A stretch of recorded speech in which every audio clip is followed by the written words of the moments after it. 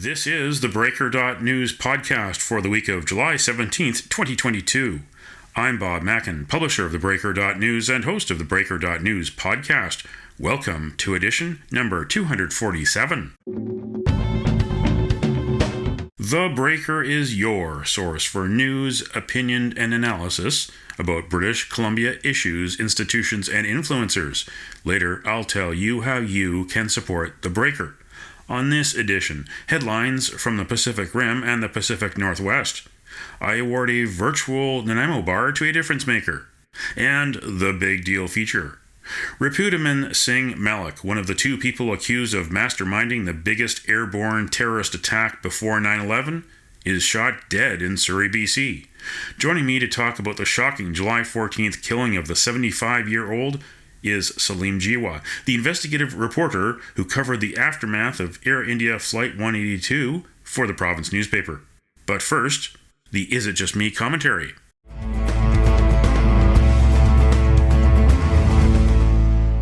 Is it just me, or did you catch last week's two headlines about the sorry state of healthcare in British Columbia?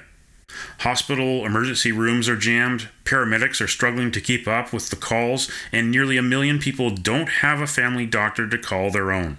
On July 15th, Dr. Brian Day lost his second bid to offer medical services for profit when the BC Court of Appeal sided with the principle of universal health care in Canada. But the government did not escape criticism. The judges called the healthcare system, quote, intentionally under-designed in order to achieve fiscal sustainability, end quote. They also said, quote, if there is to be improvement in the delivery of timely care in the public system, the pressure of voter dissatisfaction with the current system and the sheer number of those who cannot obtain timely care will be catalysts for change, end quote. The appeal verdict came 3 days after Premier John Horgan hosted the annual Summertime Summit for Canada's premiers in Victoria. The premiers didn't get the funding increase they demanded from the federal government. It was a failure of biblical proportions for Prime Minister Justin Trudeau's favorite premier. At the last summit for the soon-to-retire Horgan felt betrayed. 24 months ago, we were collaborating in an unprecedented way. What Ontario required, the rest of the country was working to make sure that we could deliver. I know that Jason in Alberta had a backlog of personal protective equipment that we were able to distribute across a surplus of materials that he welcomed the rest of us to access. Premier Fury and his spouse traveled to Ottawa as physicians to help out. I mean, there was unprecedented collaboration, and the federal government was right there, and we applauded that engagement. It was an unprecedented time for all Canadians, but it was also an unprecedented time in our federation. And now, 8 months later, we're exchanging notes through the media. Where'd the love go? I mean, everything was so fine, and then it wasn't. I mean, it's vexing that we could have made so much progress together. And now when we all recognize that the cracks in our precious healthcare system are there for all to see, most importantly, our citizens who want services, when we turn to our partners, our allies, and say, hey, let's get together and figure this out, they go, no, you got enough, or you're going to waste it, or maybe we can't talk to you right now, there's something else going on. What could be more important for the Intergovernmental Relations Minister than to relate with the other governments of Canada? Is there anything else on his docket beyond the 13 of us? I wouldn't think so, but here we are. Maybe instead of pointing the finger at the feds, Horgan needs to examine where the NDP government went wrong before and during the pandemic. We need a judicial public inquiry. What do you think? Email Bob at theBreaker.news.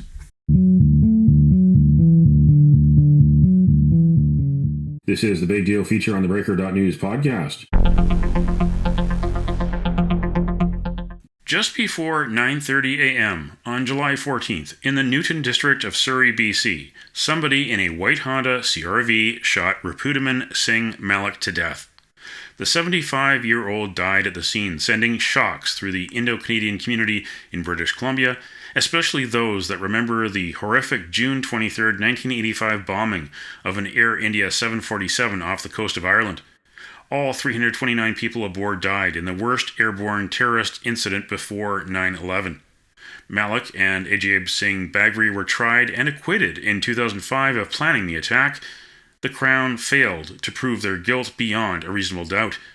My guest is investigative reporter Salim Jiwa, who covered the Air India aftermath for the Province newspaper. He also wrote 2 books, The Death of Air India Flight 182 and Margin of Terror, a reporter's 20-year odyssey covering the tragedies of the Air India bombing. Businessman Ripudaman Singh Malik had many friends. He also had many enemies. What does the killing of Malik mean for the broader diaspora in Surrey and elsewhere in Canada? And what does it mean, especially for the victims' families? I think the victims' families are going to likely see this as karma. They firmly believed that because of media coverage, because of what had happened, books and other things, they completely believed that he was somebody who got away with it. On the other hand, my approach has been, and based on the knowledge of the witness, that was a key witness, a woman in his trial, who was allegedly his girlfriend, who hugged him but never kissed him, who I had great interactions with. She was always fishing for information. Well, the trial was an acquittal, not guilty. And many people wondered why. But the credibility of the witness just wasn't there, and the Josephson was right in dismissing that case against at least Malik.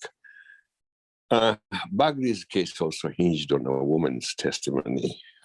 She was a friend of his. On the other hand, Riyad was nailed on buying parts and physical evidence against him. There was no physical evidence against Malik, no physical evidence against Bagri. There was physical evidence against Riyad, the bomb maker. And Riyad now is out on parole and leading a quiet life. Bagri has disappeared.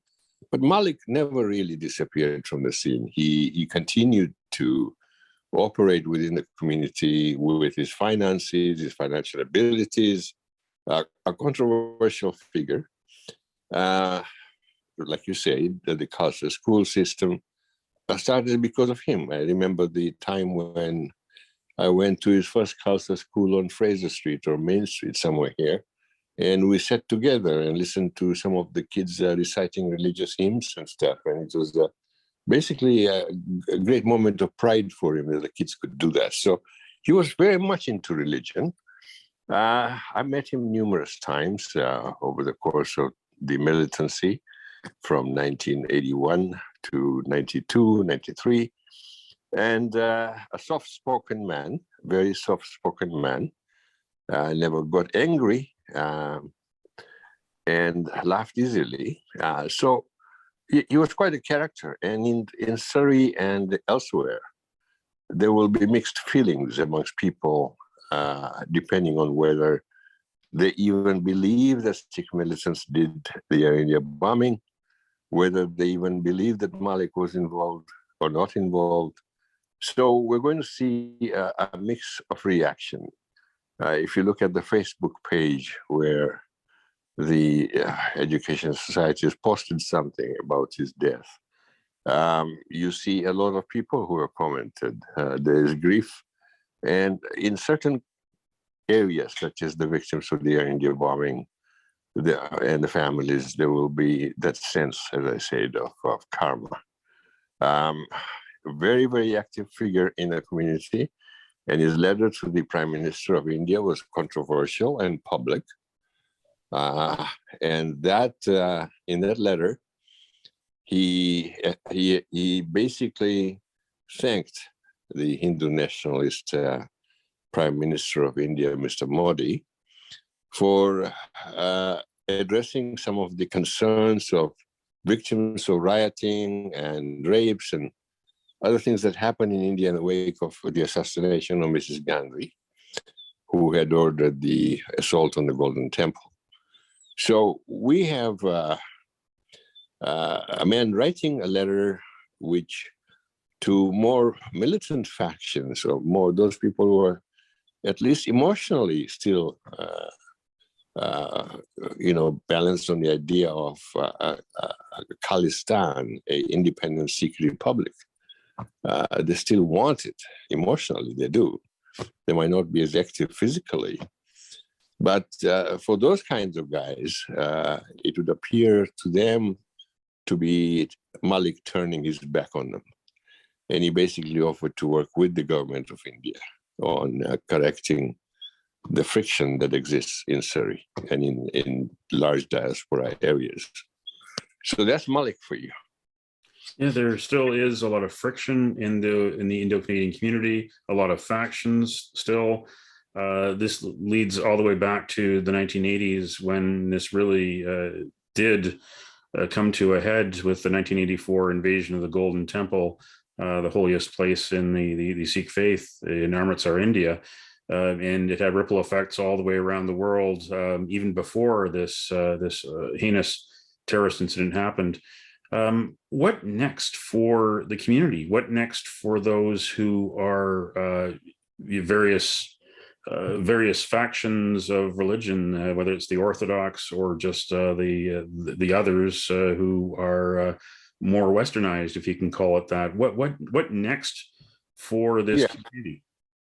I think modernist and Orthodox is the keywords here in terms of describing these people.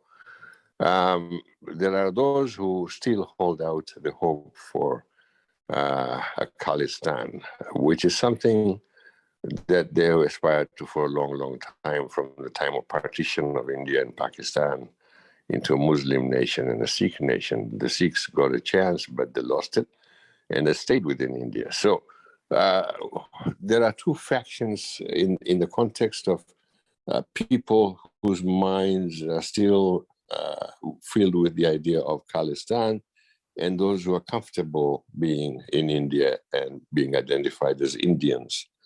I don't think the dynamics of that situation will change, but I'm hoping that there is not, again, kind of a tribal warfare of the type we saw with the tables and chairs issues at the temples, where the modernists wanted tables and chairs. The Orthodox faction said, we sit on the floor when we are in the house of God, because we want to be lower than God. Now, I would think you'll still be lower than God, even if you're sitting on a chair. But this was the friction that resulted in a lot of violence within communities back when, 10, 15 years ago. So I'm hoping that calm prevails, that people will see this as an isolated event and not, we don't see retaliation and revenge and vigilantes out there. And that's my hope, Bob. Definitely, there's been a lot of soul searching within the South Asian community, especially in Surrey, about what this means to the faith, to the culture, to the community. But this awful incident in 1985, and then the failure in court to get the convictions for the prosecution, led to the Air India inquiry under Prime Minister Stephen Harper, announced in 2006. It was the findings published in June 2010. In a nutshell, the key finding was it blamed a, quote, cascading series of errors, end quote, by government, by the RCMP, by CSIS. So our lawmakers, the bureaucrats, our police, our intelligence service. Harper eventually apologized to the victims' families. Do you think that our governments have learned enough from this incident to prevent anything like this from happening again, and to also encourage peace and dialogue within communities, not just the South Asian community, but any community which is suffering a crisis of identity or radicalism? Yes, I realized that the errors were occurring right from the very beginning. Remember, most of these people who died on the Air India plane were Canadian citizens, regardless of their ethnicity. And the Prime Minister of Canada, Mr. Mulroney, sent his condolences to the government of India. And these kinds of errors, the RCMP, who I knew very well, who I met with often, we had the difficulty adapting to the cultural, mindset where they thought they could operate just as they routinely do within the community from which most of them come from. But they found that this was a culture which concealed also, lived a culture of shame rather than guilt. And they found it difficult. Errors were made right from the very beginning of the investigation. RCMP made errors, CSIS made errors. The government of Canada refused to call this in official documents until the publication of my book 6 months after the incident. They refused to acknowledge that this was a terrorist bombing. And during a coroner's inquiry in Ireland, they point blank tried to stop the coroner from ruling that it was a terrorist bombing. But when my book came out, they stopped calling it the Air India incident or accident and started calling it what it was, because we knew what the RCMP had. The RCMP had evidence of a bomb. And yet the government was hell-bent on, not having this huge spot of shame on us as Canadians, having allowed the worst terrorist event of its kind to have occurred from our soil. Salim Jiwa's previous appearances on the theBreaker.news podcast have featured his shrewd analysis of the BC government's response to the coronavirus pandemic. BC is now in a 7th wave, and there is no end in sight. And the World Health Organization came out to remind us, this isn't over yet. This isn't over yet by a long shot. Talk about where we are now and where we need to be and what we need to do. Look, we seem to be in a mode where public health has managed to convince this government of the seasonality of COVID, that is seasonal, that it will occur during the respiratory season, meaning when the flu starts, COVID will start again. But we have evidence from the Southern Hemisphere, the Northern Hemisphere, that there is really no seasonal issue here, that COVID prevails regardless of it's hot or it is cold or whatever season it is. We're in the middle of summer, and we have a hike in BA5. It has gone from 40% of our tested cases in 1 week to 56%. And that's only the few people that we're testing. We're testing only some very limited number of people. It's not widespread testing. So you can imagine that those numbers are jumping every week. And I wouldn't be one bit surprised if we reach 100% in the next 2 weeks. BA5 is an extremely dangerous virus. It is the most, it spreads much faster than previous versions. It evades a vaccination. It attacks people who had 4 shots. It attacks people who had previous Omicron infections. Now, the government seems to have been geared up for fall, and we will be warning them about the rising numbers that we are seeing. And I posted once recently that the 6th and 7th wave would merge. And we are in the 7th wave without the government acknowledging it. We have 400 and some people in hospital now. 2 weeks ago, we had 230 people. We haven't seen deaths rising, but they will eventually, because as soon as people enter hospitals, there's a lag time between entering into hospital and deaths being reported. We need a 4th shot, which the government should make available to everyone. And when the Omicron-specific vaccine comes out in the fall, in September, we should adhere to the original timeline offered by Pfizer and Moderna of 8 weeks interval between shots. It can be done by adjusting just the timing, which is arbitrary anyway. But I'm afraid the government isn't paying attention. We need masking very soon. LA has said they will be going to masking within no time.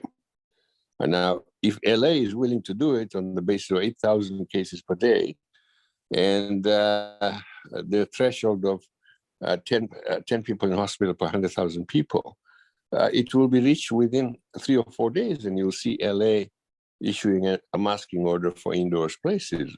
And you saw Dr. Tam's warning today of escalating cases, but our government seems to be inactive.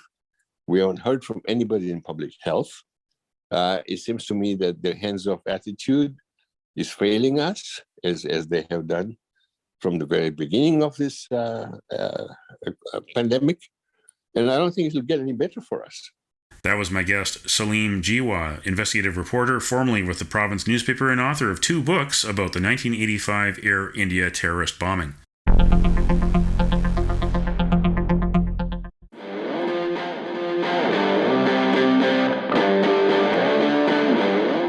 Now it's time on the Breaker.news podcast for Around the Rim. We look at news headlines around the Pacific Rim. In the Taiwan news, vaccine requirements put damper on Taiwan's Sun Moon Lake swimming event.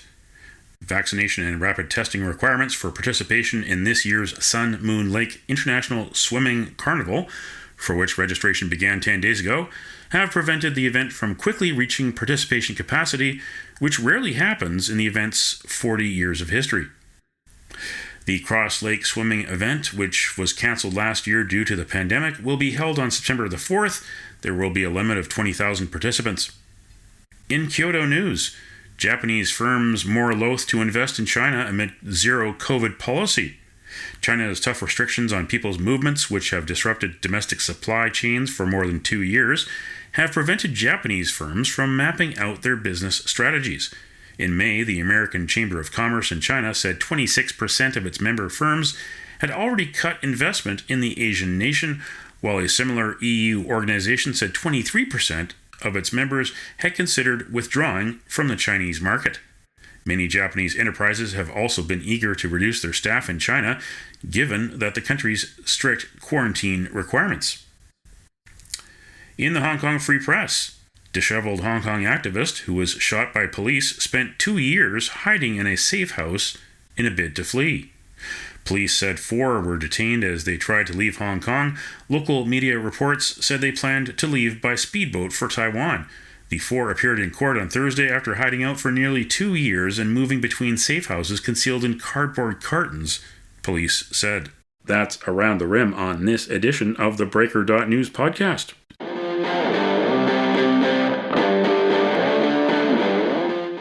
It's time on the Breaker.news podcast for Cascadia Calling. We look at news headlines around the Pacific Northwest. In The Oregonian, an Oregon couple and their goat, Frankie, are featured in new Discovery Plus series, The Bond. The episode featuring Chad and Kate Battles follows the couple as they and Frankie set out from their Grants Pass home for a trip around the West in their Airstream. It's a journey that takes them through gorgeous scenery in Idaho, Wyoming, and Montana, and concludes with an emotional stop on the southern coast of Oregon. In Cairo 7, Seattle Council sends both ranked choice and approval voting to November ballot. In November, a single yes or no question will be placed on the ballot, asking voters if either initiative should be approved. If voters select yes, they will then select which of the 2 measures they prefer. If approved, Initiative 134 would go into effect no later than 2025. Under a proposal, ranked choice voting would be implemented in 2027. Approval voting would let voters support as many candidates for a given elected position as they would like.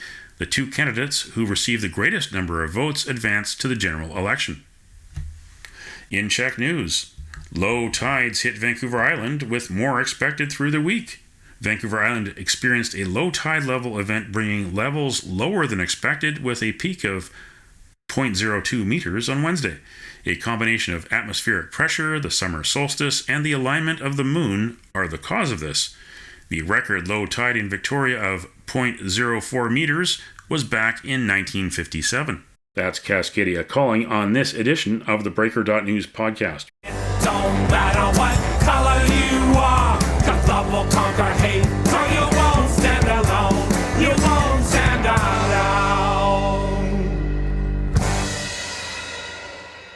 The virtual Nanaimo Bar, brought to you by Spruce Hill Contracting. Every week we end the Breaker.news podcast on a tasty note by awarding the goodness of a virtual Nanaimo bar to people making a difference. A virtual version of the province's favorite dessert bar goes this week to Pat John, who played Jesse on The Beachcombers. He was a trailblazing Indigenous actor on the iconic Canadian TV show that ran on CBC from 1972 to 1990. John died last week at age 69. Somewhere we can hope he'll be hauling logs and entertaining people, along with Bruno Gerussi, who played Nicodonidas, and Robert Clothier, also known as Relic.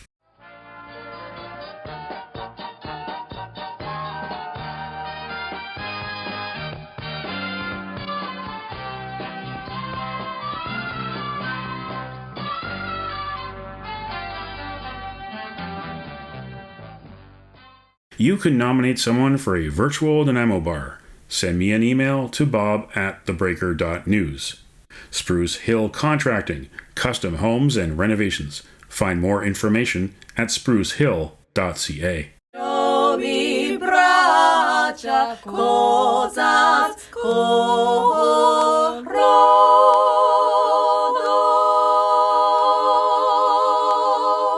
That's it for the Breaker.news podcast for the week of July 17th, 2022. I'm Bob Mackin. Thanks for joining me. Did you know that on the 17th of July in 1955, Disneyland opened in Anaheim, California? And on the 17th of July in 1976, the Olympics opened in Montreal? Now you know. Send me your feedback, send me your story ideas to bob@theBreaker.news. Bookmark theBreaker.news. You can also find us at theBreaker.ca. Sign up for the email newsletter and get updates to your inbox. For news as it happens, follow The Breaker News on Twitter and visit theBreaker.news on Facebook. You can support The Breaker for as little as $2 a month. For more information, go to patreon.com/TheBreakerNews. That's patreon.com/TheBreakerNews. Until next week.